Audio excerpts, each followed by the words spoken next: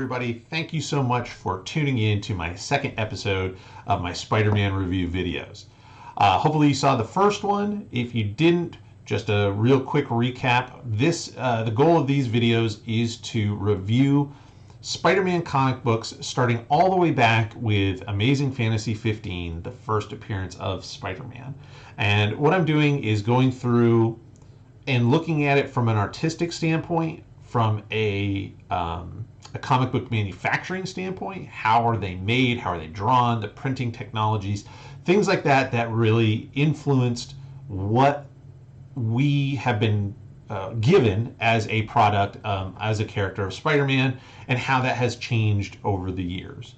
So not necessarily getting into the story per se, but really looking at what the comic was, and again, reviewing for a lot of people who have never seen these old comics. Maybe you know Spider-Man from the movies, cartoons, toys, video games, but here's what we're going to look and take a deep dive into the actual comics themselves. So my first episode was Amazing Fantasy 15, which is the first appearance of Spider-Man.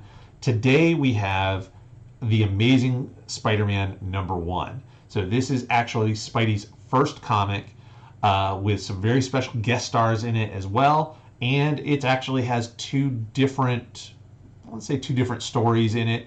Yeah, it's split into two different stories. Kind of an interesting and different kind of storytelling style or breakdown, I guess. You'll see, than what we're used to today. But again, thank you so much for checking this out. If you're also a fan of Spider-Man, please don't forget to like the video and subscribe to the channel so that you can see the rest of this series as they come out. Again, Amazing Spider-Man, he's our guy. We're going to check this out today. So let's go over to the book itself. So this is a scanned copy of the actual original Amazing Spider-Man #1. So not a reprint, but the actual book as you would have gotten it in your hands when it came out from the publisher. So right off the bat, I am going to reference some things that I mentioned in the first video. So again, if you haven't watched the first video, please do that, because again, we're going to be tracking over time things that change, style development, character development, things of that nature. So the first thing I'm going to note here is that this cover is by Steve Ditko as opposed to Jack Kirby cover.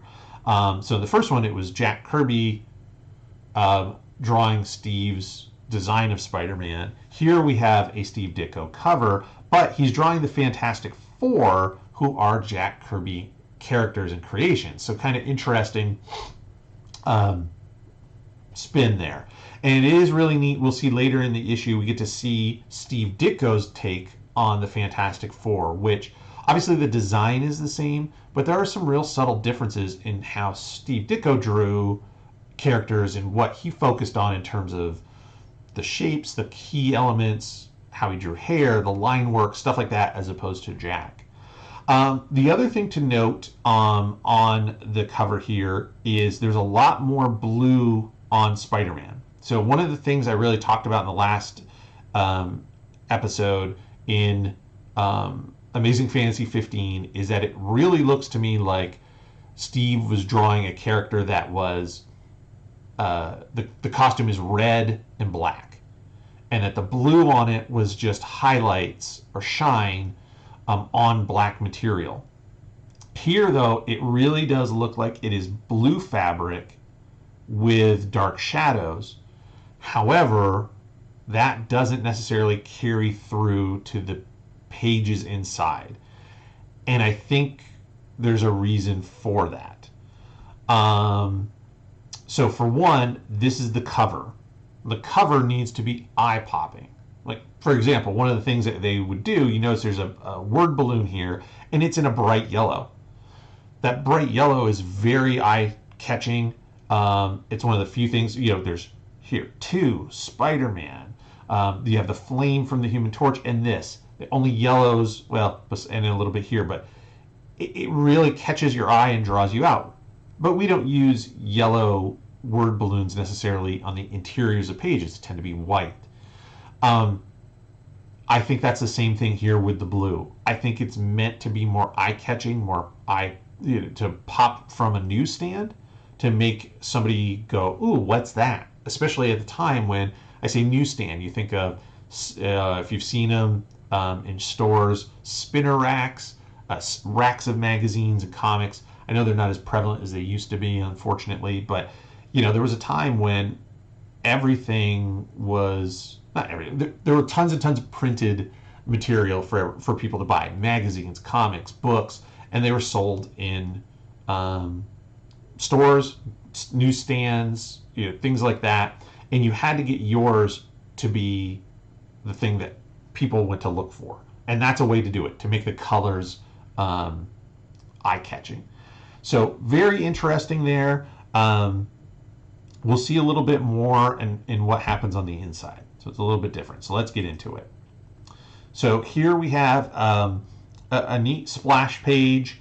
Again, something that we did see in the first video as well, which is I thought was a little bit unique at the time, that it would start when you don't have a ton of real estate or storytelling time to dedicate one whole page to one drawing. But you'll see, so today's comics are somewhere in the 20-page count. They go back and forth between 20 to 22 pages of storytelling. And in today's modern comics, they're much more long form, serialized, meaning you won't have a complete story, start, middle, end in 20 pages of comic, right? You'll have maybe the beginning is issue 1, and then you'll have a middle point in issue 2, and then maybe a conclusion in issue 3, so that you have to, you're going to collect all of those to get the whole story. Here, you actually have 2 complete stories in one book. So the storytelling is much quicker. So I think that's helps to say, hey, we have time for this, to dedicate this kind of real estate to one image. So notice number 1, it's not blue. They've gone with gray in this issue. Now again, this is a scanned copy of a very, very old comic. You can see how beat up it is. You can see that the staples, the cover's pulled off. There's a lot of yellowing. It could be that this was a bluish tone that has degraded over time. But considering how all the other colors are pretty well maintained or preserved, the red is pretty good, this lighter blue is still there, I don't think so. I think this was an attempt to do a gray highlight on the black part of Spider-Man's costume. Again, just my opinion, and we'll continue as we go to the rest of the issues. Does that carry through, or does it get to what we see here, where it's very clearly red and blue? So we will see over time. Also, he's not introduced here, but you notice we have a lot of fists, a lot of people pointing and shaking their hands and stuff at Spider-Man, yelling at him. But there's one face, one character, and this will become a very critical supporting character in the Spider-Man mythos as we go. So interesting that they introduced him very early on and realized Spider-Man needs supervillains, but then he also needs not chaos, but he needs a controversy or some form of distraction or problems, etc., that spill into his other life, and also just that make things harder. That's the hero journey, right? If it's easy for the hero, then it doesn't do any good. Nobody wants to read the story. So this character will come into play. I'll point him out as we go, and make sure everybody knows who that is if you don't already. So here we see, very similar to the first issue, where we have a lot of very similar sized grid panel, very simplified layouts, nothing crazy, though he does try, Steve does a few things here that are kind of neat. So we have this, which is like, so there's a recap of the first issue and what happened and how he became Spider-Man. And we have this little image here of Peter with you could see the the frame of the panel is kind of balloony, telling us that this is memory as opposed to him thinking, and that's an interesting kind of montage in a very, very small panel. So neat way to kind of do that. Same here, we go through and see more of the backstory of what happened, and now we come back into current time, real time. Again, nice subtle stuff on very small panels. So for anybody who's not familiar with how comics are made, I don't know about these, but I do know that for modern comics, the actual piece of paper that is drawn on, or if it's digital, the size of the digital area that you're drawing on, essentially is 10 inches across by 15 inches down. And that is inside of an overall 11 inches by 17 inch piece of paper. So there's a border around it. That then is reduced down in scale to the size of comic book. So these panels are maybe drawn at, if it's 10 inches across, so you would say these are slightly less than 5 by 5 squares, because you have the panel, the gutter. This is called a gutter, this white area that splits the panels apart. So you have that in between. So these are slightly less than 5 by 5 inches. So 5 by 5 inches is not particularly big. Right? My hand, I know this, my hand is 8 inches from here to here, so 5 inches is slightly less than that. So, I mean, you've got a panel that size. So he's done a really nice job of with the overlapping and simple lines, simple shapes to show us there's a staircase in Peter's house.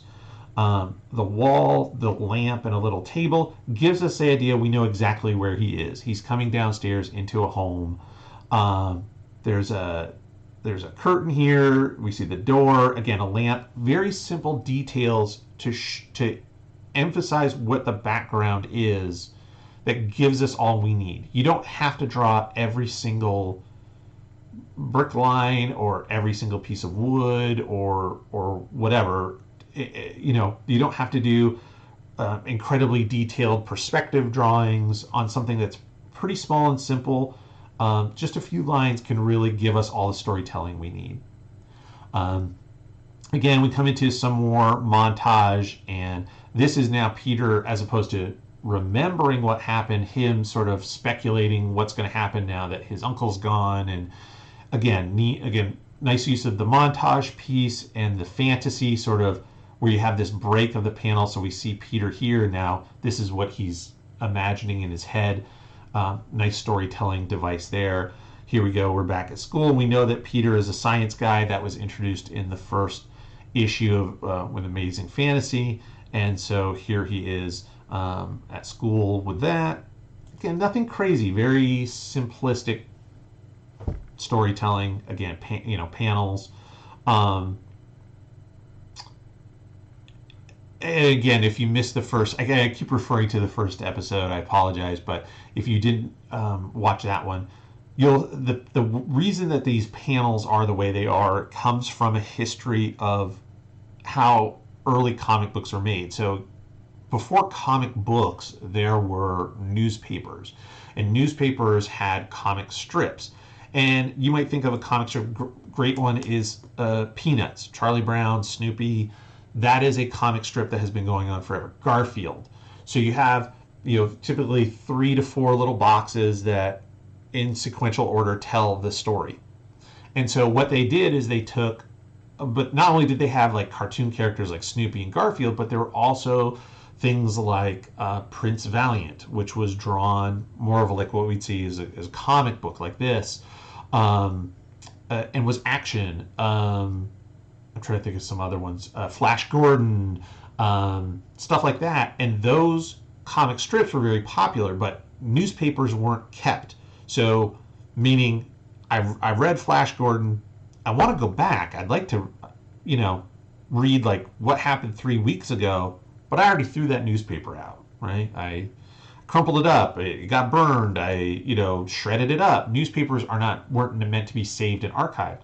So they would take those strips, take the little boxes, take the originals, and cut them up and put them into an order and print and make a book out of them so that you could read them. And that's where this same concept of the panels and having them sort of be the same size in order, boom, boom, boom, boom, and not really changing a big one, a small one. We'll see that later as comic books become less of an offshoot of comic strips and more their own thing. But anyway, in the meantime, that's why this is here and why this is not the most exciting page, what we call page layout. It's just, you just read through. And to be honest, there's not a lot super exciting that's happening in this story either. Peter, and as Spider-Man is struggling to figure things out, what is he going to do? How's he going to make some money? The montage here is kind of interesting.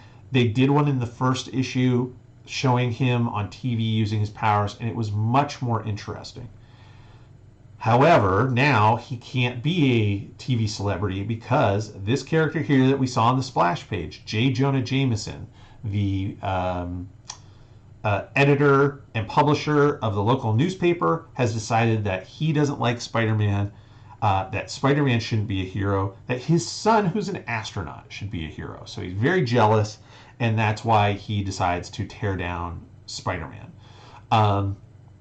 So again, some basic storytelling, nothing super fancy. I've mentioned newsstands. Here we have, this is in the background what a newsstand would be. So it's just literally a little stand on the street corner. They sell magazines and books and newspapers. And here he's looking at, comics and news, and he's like, geez, I sure would like to make some money doing that too. So, again, more storytelling. People, he's nothing fancy, very straight, very basic. I talked about it again.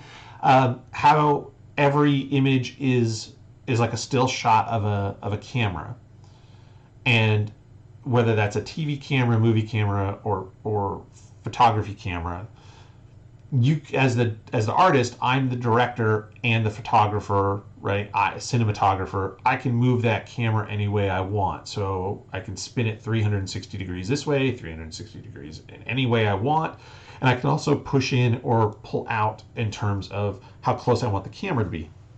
Steve does not use a lot of variety there, right? A lot of this is what we refer to as mid shots. Now, there's a couple of exceptions, but this mid shot, mid shot, mid shot, mid shot, all mid shots. Mid shot meaning I don't see the whole person. What you're looking at me in this camera right here, this is a mid shot. Kind of my chest up, some of the background, nothing particularly fancy.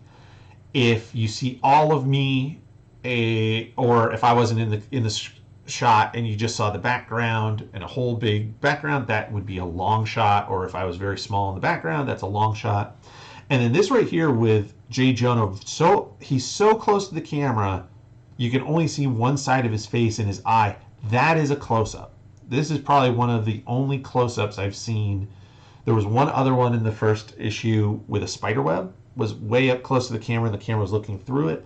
This one here is also probably one of the few only real close-ups that we've seen so far. It's just something that's not used a lot at this time. Even this one here with Aunt May, Peter's Aunt May, this isn't even a close-up. A close-up would be, she would be 2-3 times closer to the camera with Peter in the background. So even this isn't a close-up. This one here, Peter, it's getting there. Could be even closer, but I get what they're trying to do. Again, just style-wise, it's not something that was used a lot in these older comics. So again, we're back to just sort of the grid pattern and that storytelling. Now we get to, and I don't know why this is an interesting thing that I'm not sure about. They've almost broken it into chapters. Like, this wasn't supposed to be one comic. So if you're familiar with Amazing Fantasy, if you watched my other video, you'll know that Amazing Fantasy was a comic book that had multiple stories in it, and one of them was the Spider-Man story. This almost reads like the plan was for them to split this into little pieces to put into a montage, like into Amazing Fantasy 16, 17, 18, etc. And then Spider-Man, I guess, became popular enough that they were like, he can have his own comic. And so they pulled it all together. But otherwise, there's not other than the fact that we've changed location, and we've kind of changed the direction of the story. There's not a real reason to break it up like this into part 1, part 2, part 3. It's kind of weird storytelling. So I'm sure there's something else behind that. Let's see here. Again, neat, using half the page to establish, this is what I would call an establishing shot. Some people call it a half splash, to show the rocket. I don't know why they would be launching rockets from New York. Seems like a not great place to launch rockets from, but okay. That's the story, though. Again, Steve Ditko does a really neat job of drawing different people and different characters. So you got like this guy here, this sort of redhead guy, this older guy with the hat. J. Jonah Jameson is a very unique looking figure. The cop here is interesting, and of course Peter is consistent as Peter. Of course, something goes wrong, and nobody can save it. So Peter's got to save the day as Spider-Man. But again, nothing overly fancy. I mean, you can see here, really interesting, right? This is a space capsule launches and starts the guidance system malfunctions and starts falling to Earth. And so this is from looking down, and you've got your coastline, so you've got water, and then just some lines in green and shapes, and it's enough for us to read that this is land and water from a really high distance. Again, super great, simplistic storytelling. We don't need trees and buildings and photorealism to identify exactly where this is in the world. We don't have to paste in a Google Earth picture here. Simple stuff sometimes does the job. So here we go. So now Peter is back, putting on the costume to be Spider-Man. We can see again the gray. So to me, again, this really reads as them trying to push the idea that this is a black and red costume. Once he puts on the costume and goes into action, this is where you start to get much more interesting camera shots. So we're looking down at a neat angle across this line as he's moving from building to building is kind of neat. Here's a down shot, so he's hanging upside down to go through this window. He could have crawled up to the window, could have been parallel and sideways, but instead he comes down into it. Really interesting, and some neat visual storytelling there. As he peers around, this is really nice. Little angle. Again, the window could have been perfectly square to the panel, would have been fine, but we get a slight angle, again, sometimes referred to as that Dutch angle, to kind of make it put the viewer off a little bit, at ease a little bit. And nice depth. So you have Spider-Man in front overlapping the window, which is overlapping this guy in the military outfit, which is overlapping J. Jonah Jameson. So you really have a lot of layers of depth in a very small and very simple design page or panel. So really nice work there on the depth.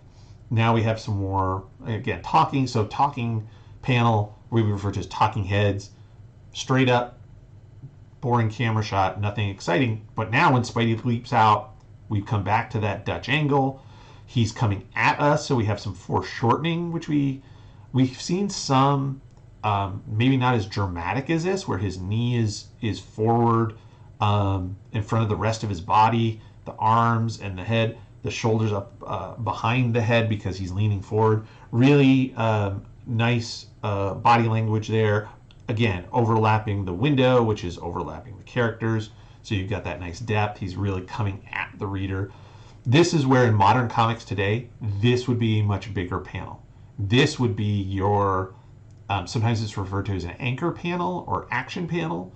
This is the one that's really going to make the reader go, ooh. So you would dedicate a lot of your real estate on your page to this image.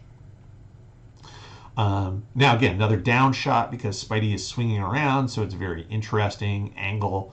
Again, here we could have been perfectly parallel. We could have been looking at Spidey shooting a web and webbing up the guy, but instead it's a little bit of a down shot, meaning the camera is down here near their feet, looking up towards them. It's a much harder angle to draw, but very interesting.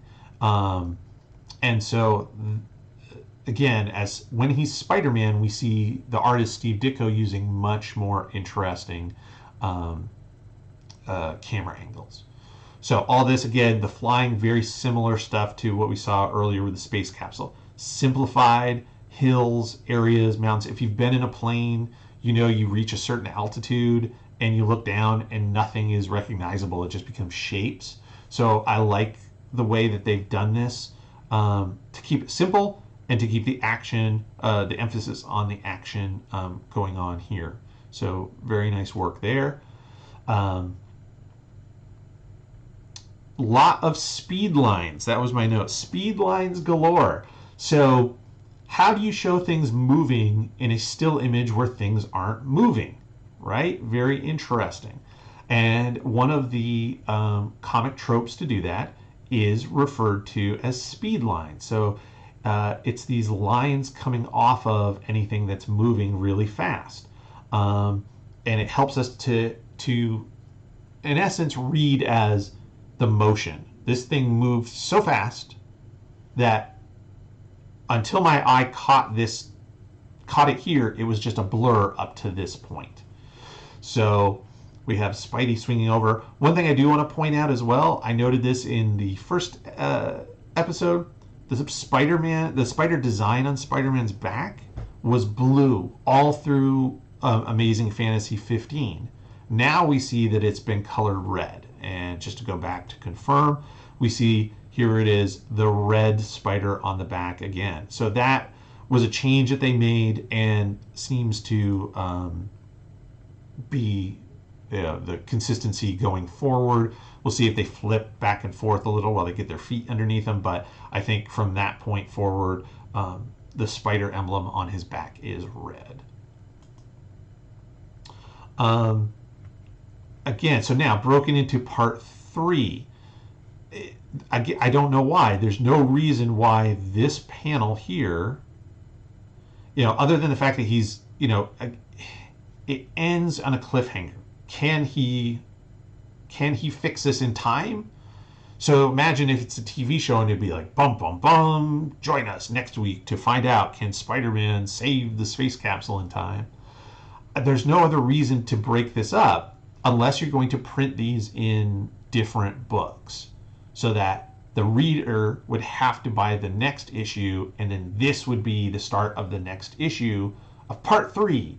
Does he do it? So I think that's probably what that goal was, right? I think that's what the plan originally was until the Spider-Man, the Amazing Fantasy, and the feedback that buyers and fans were providing in terms of how much they like Spider-Man said, you know what?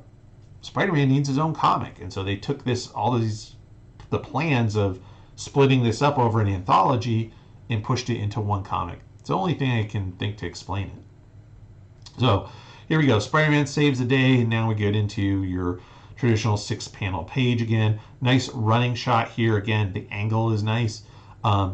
People don't run straight up and down. You lean as you run, so it adds nice dynamics to this imagery. Nice depth.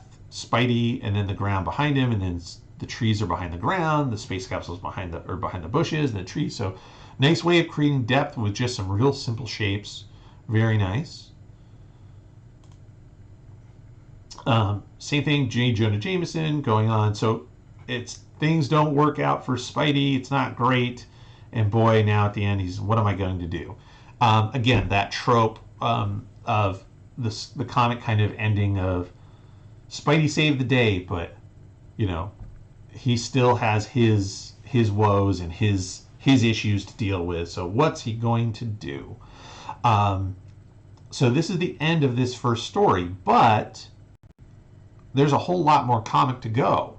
So again, this also tells me that somebody didn't plan this originally to be this story to be just a standalone issue of a comic, because you would have maybe expanded some things, because you always would have a beginning, middle, and end. Instead, now what we've got here is the second story. And now Spidey's going to deal with a costume villain for the first time. And again, nice, great splash here. Really, I like the idea of it's not, what's the word I'm looking for? It's representative of what's happening in the book, right? The chameleon as a bad guy is not taller than buildings, but it's just a representation. And then you have the Fantastic Four here. And I mentioned earlier, to see Steve Ditko's take on the Fantastic Four is very interesting. The design piece itself is there, but this is clearly a Steve Ditko face, which is much more angular, more fine in terms of the line work than Jack Kirby. Same with Sue Storm. I think Jack sometimes, and maybe it might have been. So one of the things to note, as far as I know, unless somebody knows differently, I believe Steve Ditko inked all of his own work. So Steve Ditko drew everything, and then also did the ink work. Whereas sometimes Jack would have inkers. A lot of times Jack had inkers on his comics. So I think sometimes Jack's pencils were translated into just shapes. So sometimes, like, instead of an eye, and again, it's not a perfect example, but let me zoom in a little bit. So like these little lines here, the lines around the eye, the hair, Sue's eyelid, and the little curve of her nose. Sometimes those things for Jack, especially like lines like this, might turn into just a sort of a black blob. But I mean, this is really interesting to just, if you know the early Jack Kirby Fantastic Four work, it is very neat to see that different take on these characters. So here we go. So Peter wants to join the Fantastic Four because he thinks they make money, which I think is hilarious. Now, this is the first time we've seen a 9-panel grid. Interesting, because the 9-panel grid is a very common storytelling contrivance. Again, that also comes from that comic strip format, right? Everything is exactly the same size over and over. And Jack Kirby worked in 9-panel grids. A lot of his early work, you go back and find, is very 9-panel grids. So what that does is it makes it difficult, as I mentioned, to change the camera angles, or not so much the angles, but the distance, to zoom in or to pull out, because your panels are so small. This one is an exception that I really like, in that he's opened up this elevator, and here's some of the mechanical stuff. There's cables and stuff that he's put way into the foreground to show Peter is in the background, to give you an idea how big this elevator shaft is. I wish he did more of this. I really like this storytelling piece. We just don't see it a lot in some of these early comics. This one's nice too. The foreshortening. This is one of the first times, I think, where you really see Spidey shooting his webs kind of towards the camera, towards the reader. And you have that nice foreshortening of the arm coming out. Is, again, nice storytelling there. More 9-panel grids. One of the reasons you might use a 9-panel grid here too is that 9-panel grids can be indicative of speed. What I mean by that is, because every panel is the same size, these could almost be thought of as like a second or maybe, a couple of seconds in between, it creates a rhythm of the visual storytelling of the reader, that you can boom, boom, boom, boom, boom. So it gives you a rhythm and a beat to the storytelling that can be helpful for things like this that are big action scenes. So you do see them used in that method quite a bit. Oops. So the 9-panel grid could be used for that. Again, for me, I find it very limiting in terms of how you can move the camera around. But overall, I think that's what they're going for here. So nice perspective. And again, the speed lines of him zipping through the window. I do like the foreshortening of him coming at the reader. Makes a nice action, nice angle. Showing off his various powers, his strength, his agility, taking on the Fantastic Four, his webbing and what he can do, the Invisible Woman, and his spider sense. And in fact, I think he calls it his spider instinct senses. This may be the first time that we see this, what we know as Spider-Man's spider sense, being used to detect the presence of danger of the Invisible Woman coming to attack him. Though I guess he should have seen the rope, but there's a rope just hanging in space coming near him. Okay. But again, more stuff. And then sort of a close-up, getting to a close-up here of Spidey talking to them and looking to join the team because he needs some money. And they're like, nah, we're not superheroes for money. So he says, I'm out of here. Interesting choice as well. They're talking about how they use, their science is what is kind of how they make money and affect it into fighting crime, defeating criminals, helping the world. And so they show all the kind of pseudo-science Jack Kirby machinery and stuff that he was famous for as part of the Fantastic Four, and they're all talking down the hallway behind it. So interesting, no characters here, but still storytelling, because what's being told or what's being talked about is being shown. So kind of neat. It goes into a very good lesson that a lot of people say, which is show, don't tell. So here you have both. They're telling you about it and showing you kind of what it is. So that's it. Spidey takes off. Now we're finally introduced to the villain of the story, which is the Chameleon. And this is where, again, we stuck with the 9-panel grid, and this is where it doesn't work for me. And that this isn't action. This is the Chameleon taking on different personas to sneak into places and to steal things and find things and sort of and give it. We're given an example of what he can do. So he becomes the janitor, then he sees and becomes the scientist over here, and he can mimic and be anybody. So he learns about Spider-Man and goes, here's an idea that maybe if I was pretending to be Spider-Man, I could rob things and then he would take the blame. So again, 9 panels, not super, again, great use of it for my opinion. Again, Peter now, his spider sense, somebody's trying to contact him so he can sense the frequency.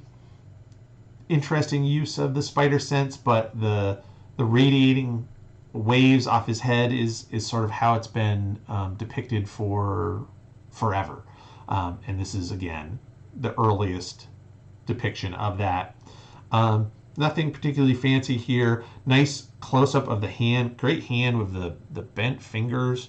Very menacing, but also sort of natural. Nobody always walks like this, and nobody walks like this either. Moves around like this with their hand. Their hand is bent in a relaxed shape. So I like that. It does add good depth and sort of menacing that you know who is before this panel. Now, this would have worked better, in my opinion, if this was the last panel on a page and then you turn the page and you saw, oh, it's Spider-Man is attacking him. So you don't really, there's no anticipation because we know exactly what is going on here. But that's okay.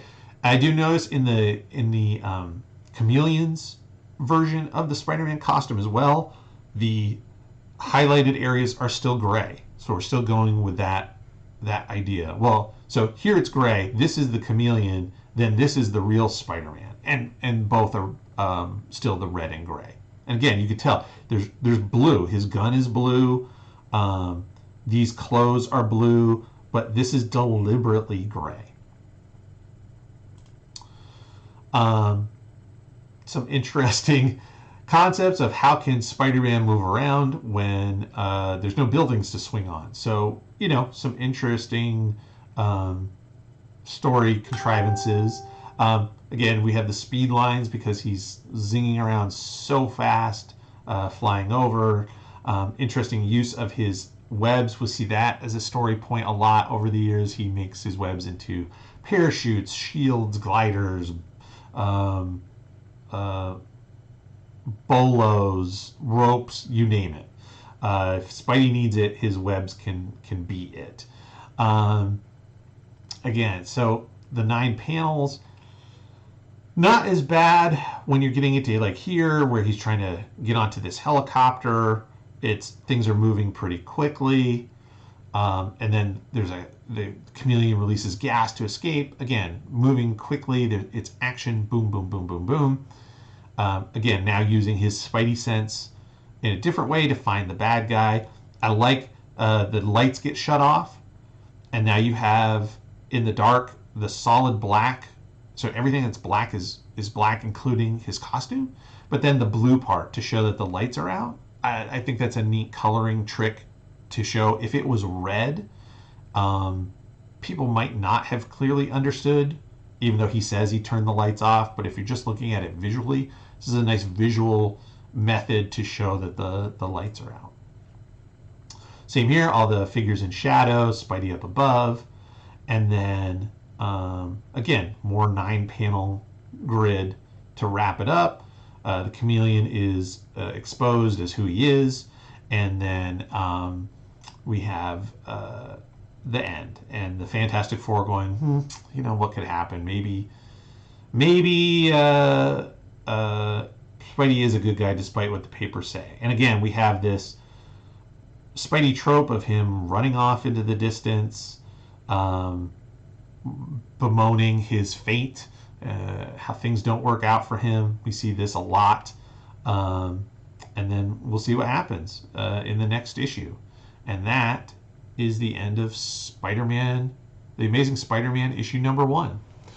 So a lot of really interesting things going on there between Amazing Fantasy 15 to Amazing Spider-Man number 1. And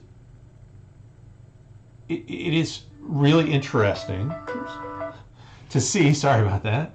It's really interesting to see how that plays out over time and how those changes get made and what sticks and what doesn't. Right? Is the gray caught, the black and gray, or black and red and black gonna stick? We've seen they've already changed the color of the logo or the emblem on the back of Spider-Man's costume. Is the web design going to change? There's a lot of stuff that's very interesting for us to go through over time and see how everything plays out. So I hope you enjoyed it. I hope you enjoyed our deep dive into Amazing Spider-Man number 1. If you liked the video, please do make sure to click the thumbs up and like. As well as subscribe so that you can view the continuing series of these deep dives into Spider-Man and the Spider-Man comic book series. Leave a comment if you have any thoughts, if there's anything I missed or anything you noticed that maybe you thought should have been called out as we reviewed. I do read all the comments, and I thank you all for leaving them. It, again, motivates me to just continue to create more content and more videos for you. So thank you all. Look forward to showing you The Amazing Spider-Man issue number 2 very soon. Thanks.